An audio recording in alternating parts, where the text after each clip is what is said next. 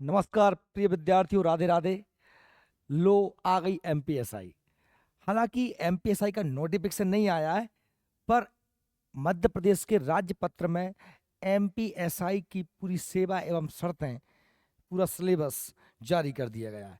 तो बिना देरी करे हम देखते हैं कि ये कहाँ पर आया है और क्या आया है। देखिए, पहली बात तो मैं आपको एक बात और बता दूं कि एक महत्वपूर्ण चर्चा ये है कि ये कोई नया, कोई ऐसा बहुत बड़ा परिवर्तन नहीं हुआ है जो हमको पहले से पूर्व आभास ना हो।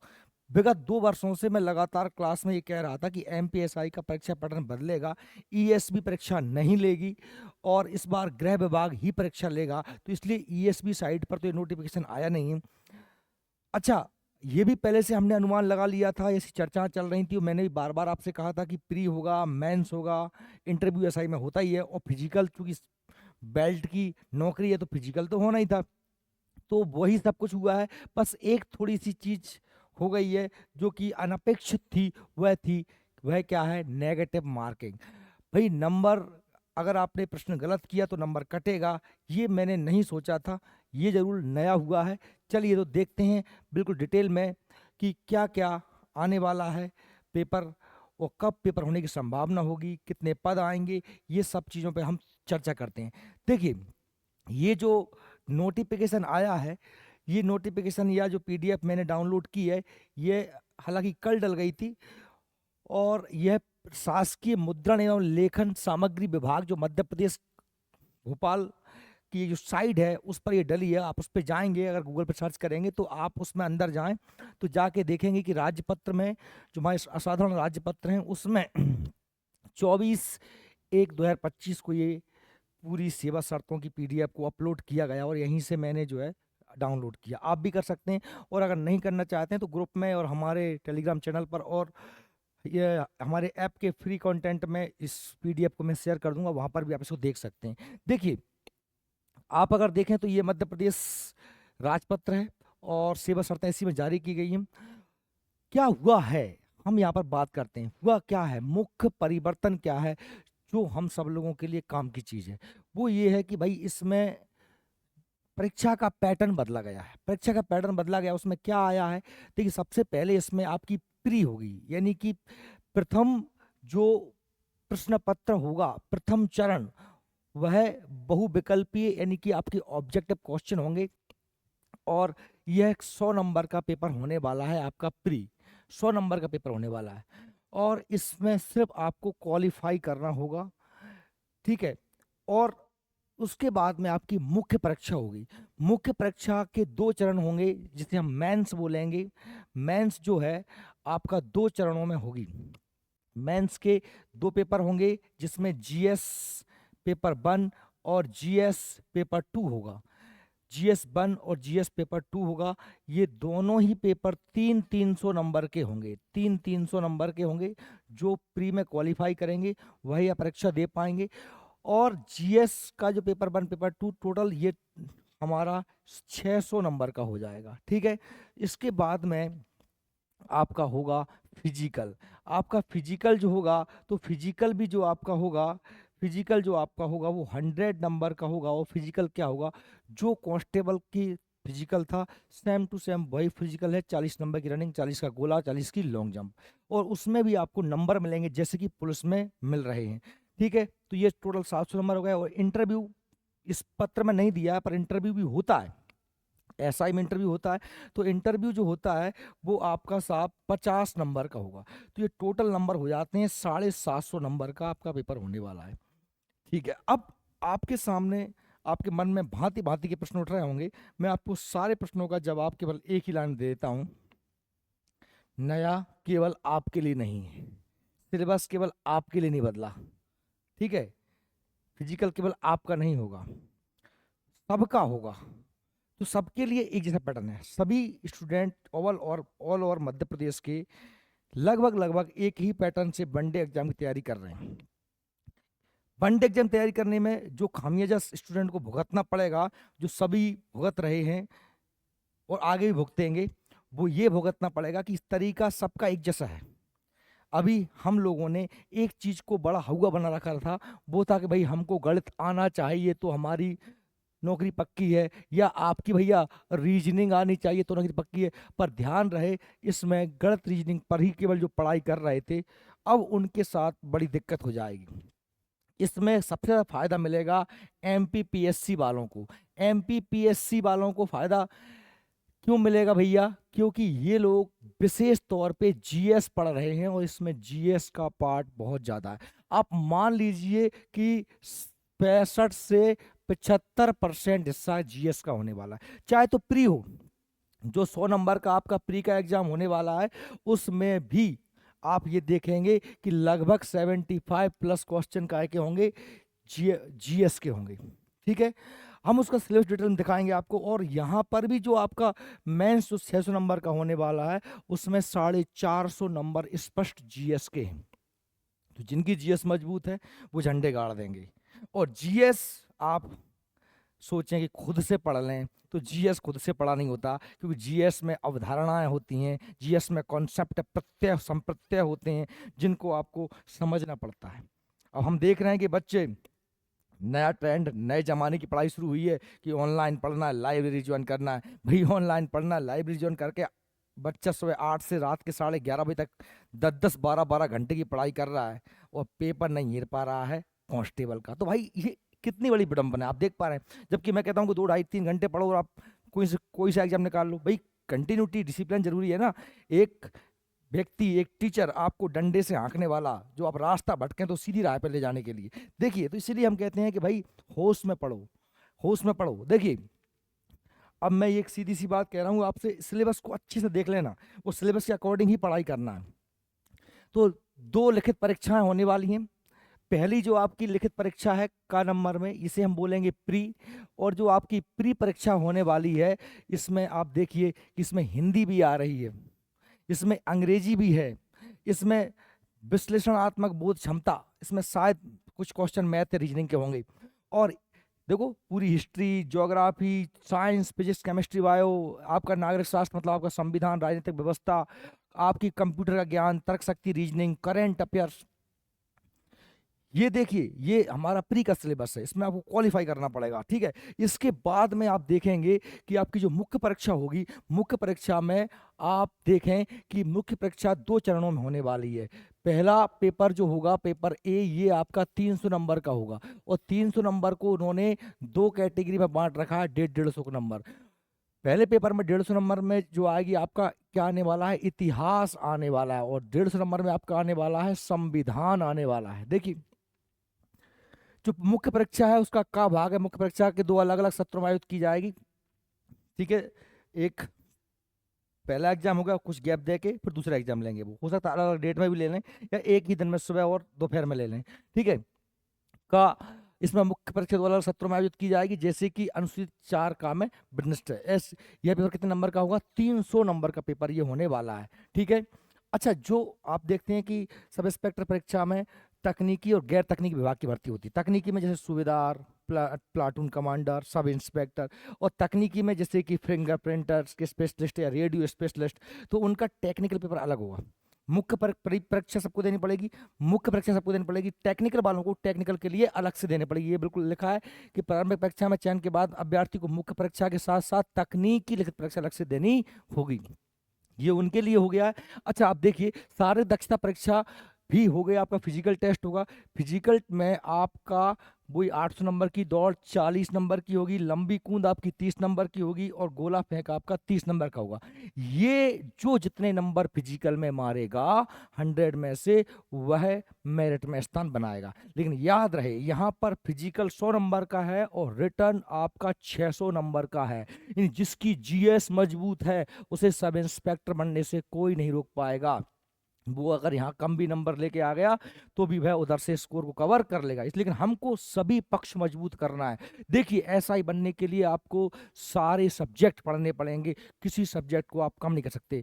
गणित रीजनिंग का भी आपका देखो, जो आपका 600 नंबर 300 नंबर के 2 पेपर होने वाले हैं। जीएस 1 जो है 300 नंबर का, जीएस 2 जो है आपका, ये भी 300 नंबर का है। इनमें इनको आपस में जो है 300 नंबर के हैं, इन दोनों को 2-2 खंडों में बांटा हुआ है।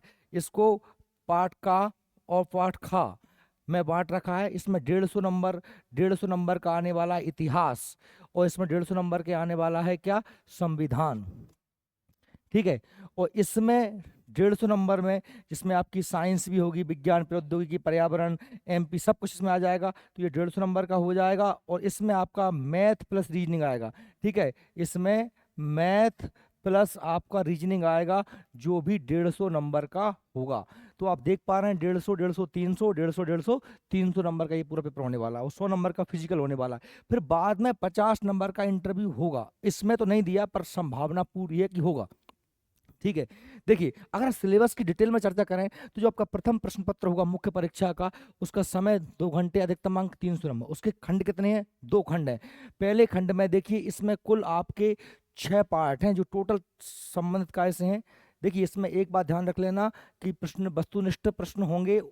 ये अच्छी बात है कि मेंस में ऑब्जेक्ट भी हैं, लिखना नहीं पड़ रहा। मुझे लग रहा था शायद निबंध लिखवा लें, पर ऐसा नहीं किया उन्होंने। और सभी प्रश्न अनिवार्य हैं। देखो अनिवार्य तो सभी में होते ही हैं, पर करना नहीं करना अपनी मर्जी होती है। अगर नहीं करोगे तो नेगेटिव मार्क कटेंगे, ऐसा नहीं हो सकता। गलत करते हैं तो कटता है, इसलिए ये तो अनिवार्य है, ये तो लिखा ही जाता है एग्जाम में।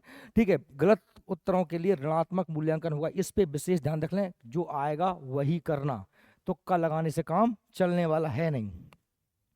तो जो खंड का है 150 नंबर का होगा। जो पहले वाले GS1 का खंड का है।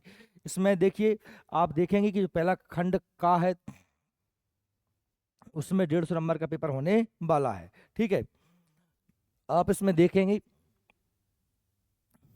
और देखिए खंड खा, अब खंड का जो पहला प्रश्न है, पहला प्रश्न पत्र है भाग का, GS1 का भाग का और भाग खा में बांटा हुआ है। तो भाग का में क्या आने वाला, इतिहास, भारतीय इतिहास, हड़प्पा सभ्यता, सिंधु घाटी सभ्यता, मौर्य, पूरा स्वतंत्रता के बाद भीतर के समेकित पुनर्गठन, जो हमारे राज्य वगैरह हमने सबने बनाया वो पुनर्गठन हुआ। भारतीय समाज की मुख्य विशेषताएं, विविधता, भारत, मध्य प्रदेश की जनसांख्यिकी, मध्य प्रदेश की जनजातियां, सहरिया, भील, गौड़, ये सब, और महिला संगठन भूमिका, जनसंख्या संबंध मुद्दे, गरीबी, विकास मुद्दे, शहरीकरण समस्या, उपचार, और भारतीय समाज का वैश्वीकरण पर प्रभाव। ये सारे कितने पार्ट आने वाले हैं, भाग खा में 6 सब्जेक्ट हैं, 6 यूनिट में बांटा गया है।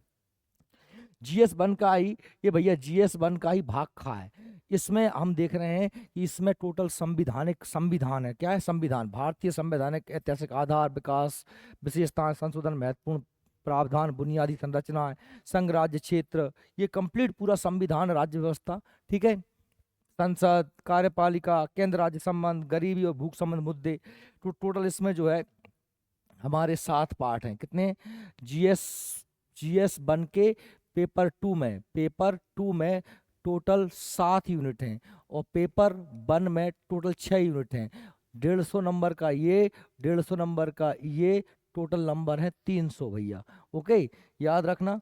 इसके बाद में आप देख पाएंगे कि जो पेपर 2 है, पेपर 2 को हम देखेंगे, तो पेपर 2 में आप देख पा रहे हैं कि पेपर 2 जो 300 नंबर का होने वाला, उसका भाग खा है। उसमें क्या क्या आने वाला है, करेंट अफेयर्स है, विज्ञान प्रौद्योगिकी टेक्नोलॉजी, ठीक है, और साथ में सूचना प्रौद्योगिकी, अंतरिक्ष, space, computer, robotics, nano technology, biotechnology, artificial intelligence, AI, संरक्षण, पर्यावरण, प्रदूषण, क्षरण, भारतीय अर्थव्यवस्था, योजना संसाधन जुटाने की प्रगति, विकास तथा रोजगार संबंध विषय। तो बहुत कुछ है। पेपर जो सेकंड है उसका पार्ट, पेपर जो सेकंड है पार्ट 2 का पेपर फर्स्ट है, उसमें जो है आप देख पा रहे हैं कि टोटल 13 यूनिट है। कितनी यूनिट है, 13 यूनिट। देखिए ये सब परंपरागत अपरंपरागत ऊर्जा, ये पूरा GS है। आप देख पा रहे हैं कि 150 नंबर में इतिहास था, प्लस 150 नंबर में आपका संविधान था, प्लस 150 नंबर में आपकी ये पर्यावरण, टेक्नोलॉजी, मध्य प्रदेश, ये सब कुछ इसमें आ गया। तो ये टोटल कितने नंबर हो जाते हैं, 450 नंबर का आप देख पा रहे हैं। तो क्या है, GS है।